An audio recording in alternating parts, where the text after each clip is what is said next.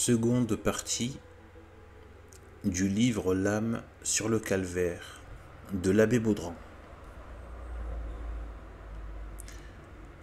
contenant des instructions, des prières et des pratiques pour les états de souffrance où l'on peut se trouver. Préface sur les peines intérieures. Âme intérieurement affligée, c'est surtout votre consolation que j'ai en vue et qui m'intéresse. Je sais combien cet état est pénible et crucifiant. Les peines extérieures sont sensibles sans doute, mais les intérieures le sont infiniment davantage et demandent des grâces bien plus spéciales.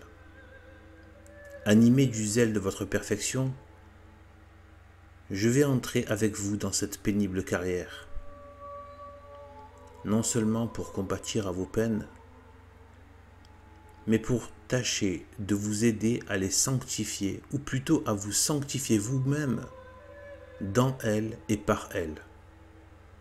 Le Père des miséricordes, qui connaît vos besoins, ne vous refusera pas son secours, si vous mettez en lui seul votre confiance, puisque c'est lui seul qui peut vous y soutenir. Il y a donc différentes peines auxquelles les âmes, même les plus fidèles, peuvent être exposées. On a des peines cachées qu'on ne peut communiquer à personne, et dont Dieu seul peut être le dépositaire. On a des peines sur les objets mêmes où l'on devrait trouver sa consolation et sa paix. On a des peines sur ces confessions, par la crainte qu'elles n'aient pas été faites avec les dispositions saintes qu'elles exigent. On a des peines sur ces communions, par le peu de goût qu'on y trouve et le peu de fruits qu'on en tire. On a des peines sur ces prières par les distractions continuelles dont elles sont remplies et qui peuvent les rendre défectueuses. Que dirons-nous encore? On a des peines sur les tentations et les mauvaises pensées dont on est sans cesse assailli et où l'on craint toujours de s'être arrêté. On a des peines et des peines bien grandes sur 1000 scrupules, 1000 retours qui surviennent et qui jettent dans une agitation et une inquiétude continuelle. La crainte de la mort, la crainte des jugements de Dieu, la crainte d'une éternité malheureuse sont pour certaines âmes une source intarissable de peine, et de peines d'autant plus terribles qu'elles sont sur des objets plus essentiels et qui décident de tout. Avant que d'entrer dans ce détail, faites devant Dieu ces réflexions générales. Elles prépareront votre cœur à se prêter plus salutairement aux motifs personnels et particuliers qui vous seront présentés.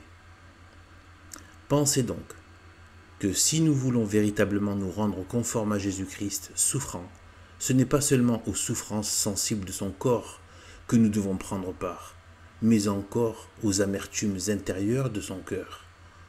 C'est même surtout par celle-ci que nous pourrons former en nous cette sainte ressemblance avec ce divin modèle, conformément à ces paroles du livre de son imitation.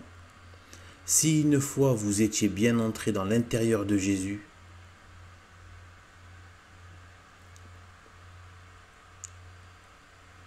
que Dieu a ses vues, et des vues dignes de sa sagesse.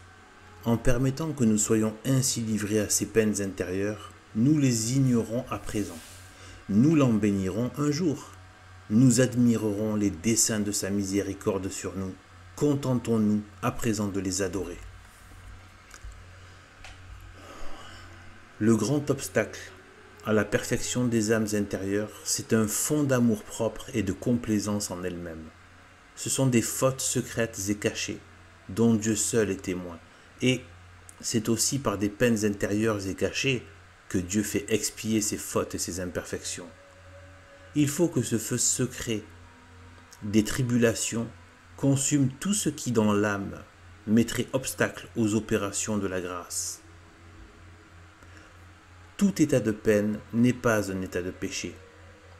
Souvent au contraire, elles deviennent une occasion de mérite plus grand et de vertu plus pure. Le temps des peines est la saison la plus propre à donner l'accroissement et la maturité à ses premiers fruits de salut. Tous les saints ont souffert. Il n'en est aucun qui n'ait passé par cette voie d'épreuves intérieures. Nous devrions bénir le Seigneur de ce qui nous traite comme il a traité ses favoris et ses élus. Pourquoi nous fait-il marcher par le même chemin, si ce n'est pour nous conduire au même terme? Pour plusieurs personnes, ces peines intérieures sont nécessaires. Si elles jouissaient d'une paix constante, elles en abuseraient. Elles s'endormiraient dans le sein de cette paix séduisante. On choisirait toute autre peine, mais c'est à Dieu à choisir le genre de sacrifice par lequel il veut s'immoler ses victimes. Nous nous faisons souvent à nous-mêmes des peines, du moins nous les augmentons, nous les exagérons. Notre sensibilité, notre délicatesse, notre amour-propre se fait des monstres de ce qui ne mériterait pas la plus légère de nos attentions. Bien des âmes, même justes, ont besoin de cet avis salutaire. Enfin, nos peines intérieures, nos épreuves secrètes, fussent-elles encore plus grandes et plus sensibles, du moment que Dieu le permet et qu'il en dispose ainsi, il faut vouloir ce qu'il veut. Fermons les yeux, ne cherchons ni à examiner ni à voir, mais à nous résigner et à nous soumettre. Dieu voit et examine pour nous, laissons-nous conduire. Il nous conduira infailliblement au port. Autrement, nous risquerions de faire un triste naufrage. Baisons la main qui nous frappe, portons la croix que Dieu nous présente, espérons la récompense qu'il nous promet, et soyons assurés que sous ces peines intérieures et cachées, sont aussi cachées les plus grandes faveurs et les grâces les plus précieuses. Au nom du Père, du Fils et du Saint-Esprit, ainsi soit-il.